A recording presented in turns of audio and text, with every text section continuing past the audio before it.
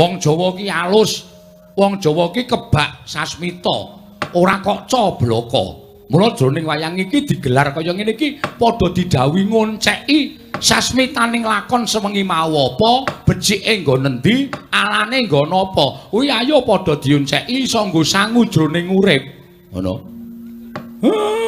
Lah kowe kok percaya karo wong kono-kono sing ora seneng karo budayane awake dhewe. Mongko kuwi wong Jawa, kok nglarang adat budaya Jawa.